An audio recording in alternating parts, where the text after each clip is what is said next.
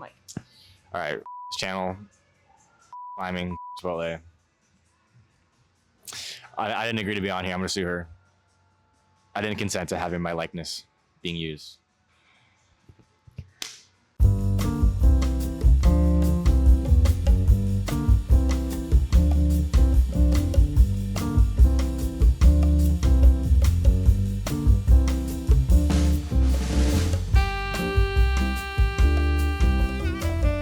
Hello, and welcome back to yet another sort of what's in my bag iteration. I kind of wanted to do a little halvesies on this video. As you guys know, I really like to climb. It's kind of one of my favorite forms of physical activity, if not at one point my only form of physical activity. And I've been getting back into it. I've kind of been re-sparking this love that I have for the sport and finding new people and new places to climb at. So I thought it'd be a really fun point in time to show you guys what some of my essentials are, what I usually like to take with me to the gym, and maybe show you guys a session afterwards and just see how I tackle projects and how I climb with people and like how much fun that we all usually have together. I think a little bit of a disclaimer before I say this. Some of this stuff will seem a little excessive, but I am somebody who struggles with a lot of injury while I climb. So a lot of the stuff that I'm gonna be showing is quite preventative to that fact. Here are just some of my climbing essentials and let's get right into it. I think we should start with the bag that everything goes into. This is the Topo Designs Rover, I believe the 20-liter one. I've talked about this bag a little bit more in depth on my What's in My Bag video from like 6 months ago. This used to be my every single day carry bag. This used to be what I put everything into. Since then, I've kind of broadened my horizons a little bit on what I usually take to school and work, but this is a great outdoorsy, but also like urban bag that I can throw or hang a lot of my climbing gear off of. Has a bunch of pockets, has a bunch of hook points that I can go and throw my chalk bags onto, especially when I'm walking if I don't want anything in here, like I have other things in here. Overall, a really great bag. I highly recommend, and you can get them for really cheap on like Depop and eBay secondhand, because I know these run pretty pricey, but I got mine for 30 bucks Depop a couple months ago, and honestly, that's where I get most of my bags. I love this thing, especially for what it's intended to do, which is kind of be like this crossover urban outdoorsy bag. So yeah, now onto the most obvious items that I kind of use, the chalk bag and the shoes. So let's start with the shoes. I usually like to wear more aggressive shoes. I've been kind of known for wearing like a La Sportiva Solution for a little while, and then I kind of switched over to the Mad Rock Drone CSs, so a softer shoe than that. And honestly, after wearing those two, I kind of wanted something that was a crossover between them, and I landed on women's Scarpa Instinct VSs. Were honestly a way easier pick for me than either of the last aggressive shoes that I've had, mostly because I just had notes on both of them where the heel cup was a little bit too big on me and the drones were just way too small. They were super snug. And I don't know if that was just like a sizing problem, because I actually went true to size for those shoes and they were just way too small. Like there's some TMI stuff that happened with my feet that I won't get into, but let's just say certain parts of my foot are not the same. But yeah, I wound up going with the Instincts. I kind of wanted something like a little bit more of a hard shoe to use because I really like how I climb with those. I think they're just like a really good hybrid shoe. And I went with the VSs because I have a smaller toe box, so it was cool. And I also just like the teal color of them. So I highly recommend, if you are looking for a more aggressive shoe, like if you're looking for your first aggressive shoe, check out the Instincts. I think all of my friends climb in them, so I was influenced heavily to try these out. If these kind of rip, I'll probably get another pair of Instincts because they were so easy to break in. I downsized half a size and they fit my foot perfectly, like actually perfectly. So yeah, those are my shoes. A chalk bag. Every climber needs a chalk bag, a chalk bucket, whatever it may be. I have chosen to go, I have two. Actually, I'm gonna show you my two. Depending on what I'm feeling and what I'm feeling like carrying on a day-to-day basis, I'll either go with a chalk bag or a chalk bucket. I think they both serve different purposes and I love both of the bags that I went with, so I'm gonna talk a little bit about them. I think starting with my first ever chalk bag, which I'm getting everything chalky right now, it's this 8B Plus monster bag. If you've been to any climbing gym, you've probably seen these guys. They are really cute, highly impractical. And I do not feel like selling mine, I won't lie. I used to work at a certain company that I share a name with, and I got this bag when I was working there because I got it for a discount and it was super cute, and I was selling a lot of these to people and I was like, oh, I love them. It has no pockets, it has no zippers, I can't put my phone in there, I can't put my AirPods in there. It is highly inconvenient. I cannot strap a brush to it either. So that's kind of a downside, but it's super cute and I wouldn't sell it for the world. So I love it. And I just have a chalk sock in there because I don't really like lose chalk in chalk bags rather than a chalk bucket. So that's my chalk bag. I don't know what the name for this guy is. I swear people ask me and I change it every single time. I'm like Gerald, Donald, Harold. Let's name him once and for all. Give him a stupid name and I'll call the chalk bucket guy this name, okay? Thank you. Chalk bag. Oh, whatever. Okay, my chalk bucket, actually my chalk bucket, is this one from Evolv. I believe this is kind of like, it's like a desert themed one. I don't know if it's like the Joshua tree themed one, but I thought it was super cool. I was walking into a backcountry and I needed a chalk bucket for a while.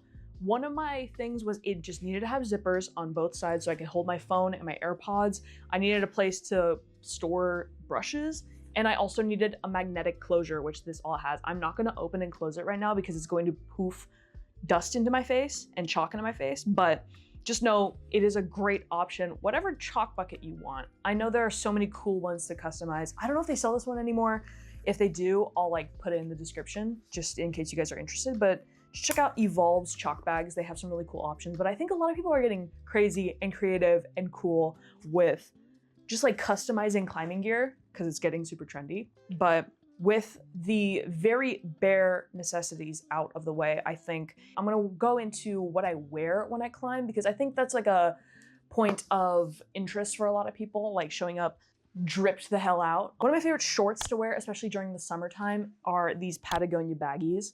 Now, let me say something, okay? First of all, these are really great shorts. I think that they are super versatile, super breathable, very roomy. I think you can get these for pretty cheap as well online in like comparison to what some of these like climbing brands are trying to sell people new. Like I think these go for like around 50 bucks, but you can probably find these on like eBay, Depop, whatever. Even like the refurbished ones on Patagonia for like 20 bucks. They're really great. They're also like waterproof. You could swim in these things. You could wear these as everyday shorts. They're honestly just really great and like just can chuck them into my bag at any point. I don't think you need to wear anything specific to the climbing gym. Wear whatever you want. I've worn jeans to cargo pants, to shorts, to jorts. Like it doesn't matter as long as you feel comfortable and cool in whatever the hell you're climbing in. What I've been wearing lately, I've been trying to just show up to the gym a little chopped. So a lot, just because I'm like, I don't want to show up thinking like I got a lot to prove. I just want to show up laid back. So an oversized t-shirt and a pair of these shorts is usually what I go for. Sometimes I'll go for a cutoff tee. Other times a wife pleaser and a pair of shorts. Other times cargo pants and a t-shirt. Doesn't matter. Wear whatever makes you comfortable. Although I will say I kind of want one of those Kawa Club pants because they look super cool and very nice and breathable. So I'll let you guys know if I get that and spend a band on, not a band, but spend a decent amount of money on a pair of those pants because they look quite cool and nice. Yeah, so oversized t-shirt and a pair of nylon shorts is what Ray has been climbing in lately.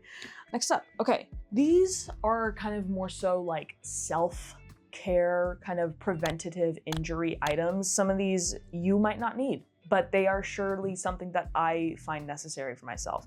I've gotten injured on climbing more times than I have in any other sport or physical activity I've ever participated in.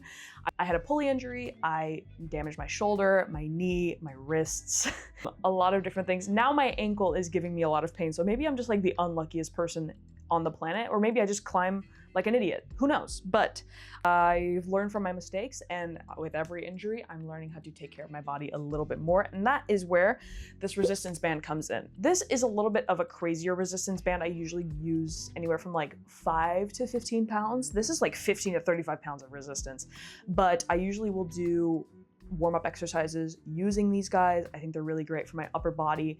I know I gotta like perhaps start implementing this into lower body exercises, but I just think it's something super useful to have. Most climbing gyms will have a lot of resistance bands, so I don't know if it's entirely necessary to carry this around. I just do it as a precautionary thing because I'm like, if somebody snaps a band or I can't find it or somebody else is using it, I just kind of like to keep it around, and you can get a pack of these on Amazon for like 20 bucks. And they have multiple different like weights and stuff and resistances as well. And in turn, with not being as injury prone as before, we have tapes. We have 2 different types of tapes. Climbing tape is very important. I think any person should have just a roll of it in their bag, especially because we deal with a lot of things like flappers, which is basically like scraping off a piece of skin. Not fun. Or pulley injuries, or the ladder, or ankle injuries, or wrists kind of starting to hurt and be sore. I think that there can be a lot of different uses. This is kind of medical tape that I use for putting a little bit more tension on like wrists and ankles and things like that, whereas this is kind of more so for preventative injury tape for climbing and stuff like that. So I'll like H-tape my finger and like kind of try to have a little bit more resistance if I have a pulley injury, or if I need to fix up a little cut or something like that and I don't want to wear a band-aid that's going to easily fall off, or secure a band-aid with this. It's great. I think these are really versatile, very important, and not very expensive. This tension tape is a little bit more pricey, but I think it's a lot more useful than other tapes because it's just kind of more stretchy, more sticky. I really like this one. And this is just medical tape. So I would say keeping both of these in your bag, especially if you're a higher level climber, is higher level. If you are climbing harder than V4s and 5s, I would say important to keep these in your bag. And a couple of things for just kind of important, doesn't really have to be from this brand, but nail clippers. I think they're really cool and important to have because sometimes even if we file our nails and stuff like that, we can have chips and dings and it cannot be super fun. Just having a good nail clipper to just go and kind of get the edges of that stuff is really useful. You don't need a so ill one. I think I got this again when I was working at my last job and I could just get it for a discount and they're pretty cool. I think there's like a catcher at the bottom of it or something like that that makes this thing special. It comes in a 2-pack and I don't know, I like it. It's really safe and good and a high quality clipper as well. And now, last but not least, some of the most hygienic things that we can talk about when climbing. And I'm gonna talk about it because some climbers seriously don't use these and I can tell. And a lot of people can tell too. So I think let's start with a cologne and a deodorant. Please go, this is a PSA to anybody who's going to the gym because sometimes it's summertime, I get it, I can smell y'all. I can smell y'all, I really can. A deodorant, a travel size deodorant, perhaps. You don't have to pay a crazy amount. This is a Dove Men's travel size. It'll last me a little while because I don't use this every single day. I use this when I go to the gym. And 2, like a travel sized cologne. This is one that I got from Duke Cannon from like an advent calendar a friend got me. It smells really good, smells like sandalwood. It's kind of a cheaper perfume. We kind of spray ourselves a lot with this so we don't smell bad before and after the gym, and we keep it going. So yeah, hygiene, very important. And less of like kind of a joking note, I think one of the most important things that you can do as a climber is moisturize your hands after chalk. Chalk is one of the most drying things. We have to use it. Not only does it keep you from slipping off of the wall, but it's also a protectant and it'll usually keep your hands from getting cracked or bleeding or anything like that. And it'll keep you from getting flappers like I've told you. It's really important to chalk up on the wall. I would say that it's one of the most important kind of aids in climbing, but it's also important to wash your hands thoroughly and also moisturize. So I have a couple of different moisturizers here that I use. This is just a normal one. I think I got it from Whole Foods a couple months ago. It's just a hand cream. It's fresh sea salt from A La Maison. And I think it's a really good option. Like you don't need to have super expensive or the thing that I'm about to show you right now. I think it's just having a little hand lotion in your bag after you climb, little 1-2, rub your hands up, get them nice and smooth, and you should be fine. But if you kind of want something that's a little bit more robust, kind of made for chalky hands, I use this thing called Rhino Repair. I think it's a really solid product. I think it's not only smells good, but it's also really hydrating. It's kind of like a non-greasy moisturizer that I use after climbing, and I really do take it for granted after I don't use it for a while. It is quite nice, but it is kind of more of like a luxury. Like this is like 15 bucks, whereas my hand cream over there is probably like 5 to 10. So I've been on the same bottle for like a year because I don't use it all that often. But yeah, it's really nice and it smells delicious. I guess the last thing that I can talk about is just a fitness tracker. I usually always climb with my Apple Watch. This is just kind of something that I've had for a while. I track every single one of my workouts on this guy, and it's just the Apple Watch SE, the cheapest one. Just tracks my heart rate, tracks calories burned, and all that stuff. I am really interested in trying out apps that can track whenever you go on specific routes, or you can track yourself on different projects that you have. So if you have anything like that, let me know. I've been kind of intrigued at trying some of that stuff just for fun. But yeah, I think that's been pretty much everything that's been in my bag. And I think it'll be even more fun when we go and put these all to the test during a climb. See you at the gym.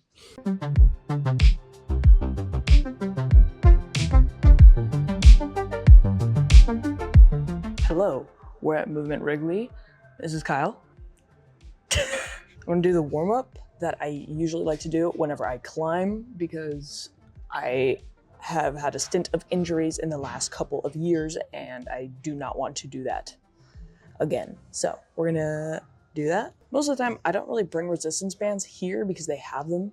So I'm gonna show you what I warm up with and then we'll get onto it. These resistance band exercises are mostly for like upper body shoulder stuff. So I'm gonna do that now. I start off with something called no monies. It's gonna be like this. I have a 10-pound resistance band right now because you don't want it to be too crazy. And I go just like this. No money, no money, no money. Most of the time, I'll just do like 12 to 14 of those. You should just be able to do them with ease, I think, because they shouldn't be too hard, honestly. They just should be warming up your shoulders. And then after that, I'll usually go on the hangboard and do like little warm-ups for my fingers.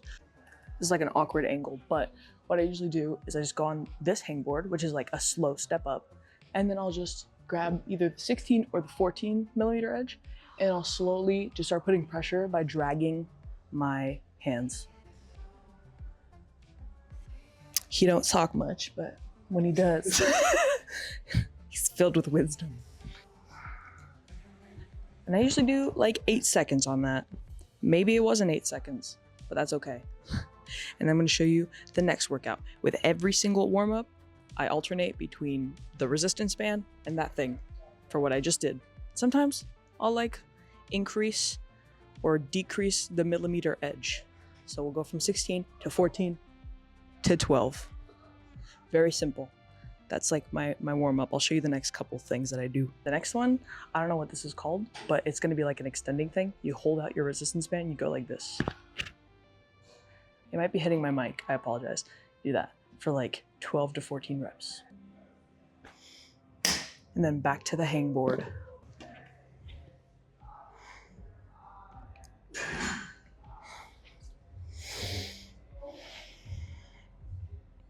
What do you have to say? Warm up before you climb. Hello, YouTube. I'm Kyle. Told you guys, when he has something to say, it's like a little delight. The last one is gonna be the sword out of the sheath. Oh, look at him. Oh, look at him. The sword out of the sheath is gonna be probably what you're thinking. Ooh. Ooh. We're gonna do that for 12 to 14 again. I had a pretty bad shoulder injury last year. I pulled it when I tried to do a dyno while I was climbing, and I had to go to PT, and this is kind of why I do it, like all the warm-ups and stuff, to kind of keep away the things. Have I gotten, I'm gonna say one more and then we're at 12. If you were counting, I was probably wrong.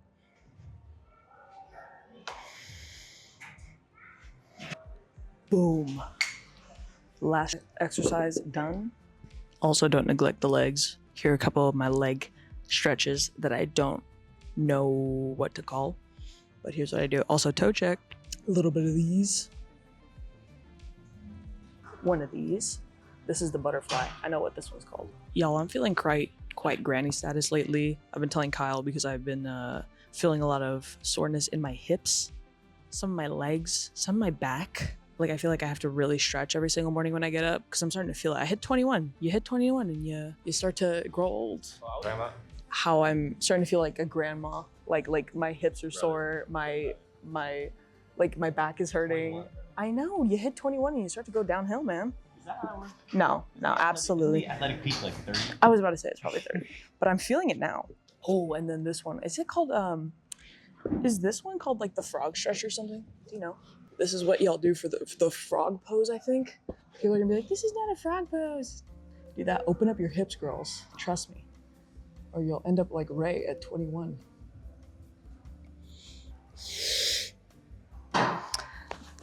That is the brunt of my stretches that I do before I'm on the wall. Then I get on the wall, and then I have another warm up on the wall. You know what I mean? We're easing into it because you don't want to shock your body. Is that a thing? I also think that I should have mentioned that we are at Movement Wrigleyville. This is a gym in Wrigleyville here in Chicago, and this is actually where I climb a decent amount of the time. It's pretty sick. Show you guys some clips around the gym, probably like now. But yeah, no, this place is huge. There's like 3 floors of climbs, and I'm gonna show you guys what I usually do to get warmed up. I think this is actually a pretty common tactic that a lot of people use to warm up in general. So what I'm gonna do is slowly go up the grades. We're gonna start off at V intro or V0, and then just go up to like probably like V4, which is like my flash point, and then start projecting stuff. So let's do it. Clip on the thing to the hat, or do you think that's gonna get like really weird? Also, there is like a summer camp going on here, so if you hear like a crazy amount of people screaming, there's no commotion. It's just kids having fun. We're starting with this 0 right here as a warm up because it looks good. Oh, what? Oh, root read. Ray, root read. First V0 in the game.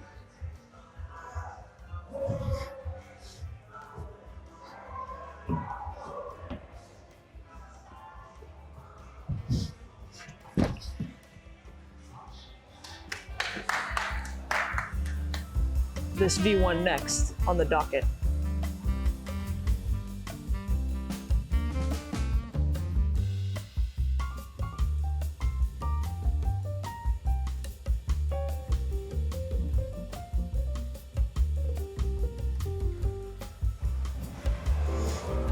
V1 flash, send train.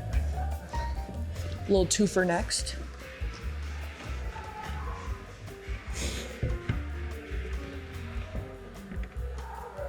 Oh, it's like this. I just can't root read, I guess. Oh, okay.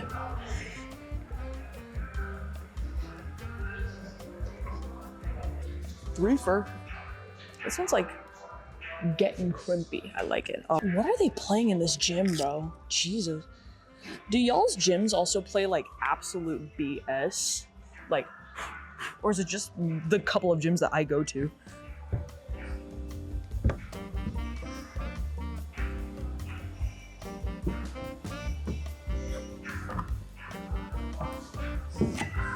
Oh, okay.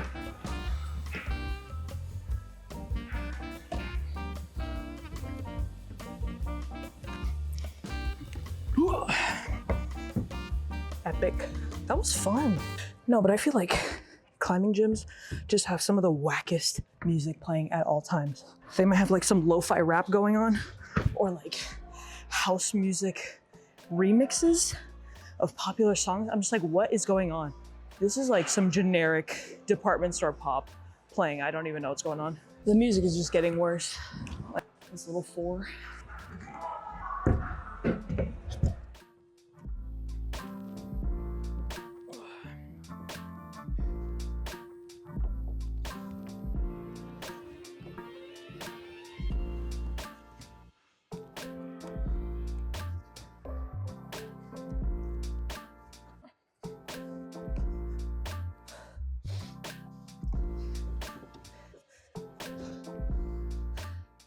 Falling from that wall always scares me.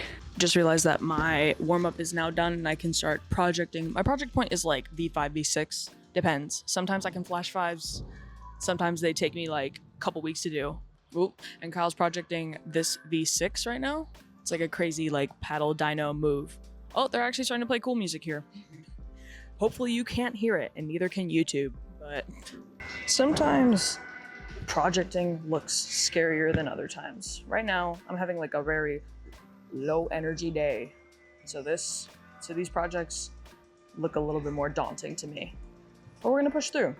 All right, this 5 is like a little bit funky, but I think it can be done. I don't really climb really pockety stuff at this moment, but I like the body positioning of this one. It looks cool. And then like go with my right there. And I don't know what else, guys. We'll figure it out. If I can even start it. Like that. Wait. That's crazy. Oh, it's like that move. Okay. Whew. Okay. Oh, that might have to. Just gonna go like this. Oh shit, yeah.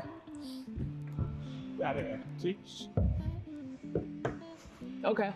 Oh, okay. What's this next move? Got it. Nice. Okay. Whew. Couldn't be done. Yeah. Cool. Give me. I'll give us a second, then I'll hit it again. Let's do it.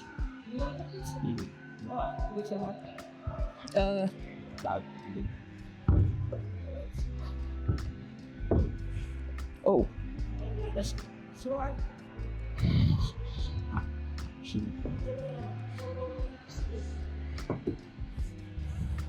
Ooh.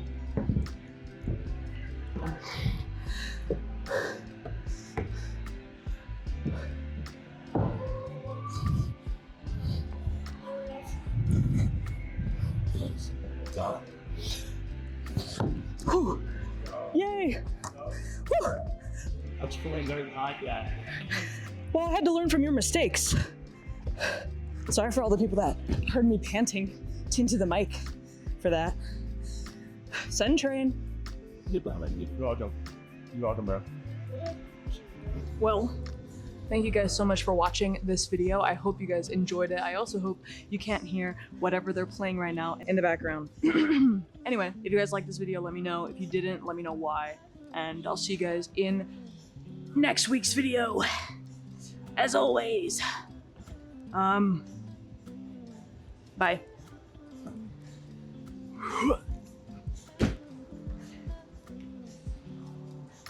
Look at this guy.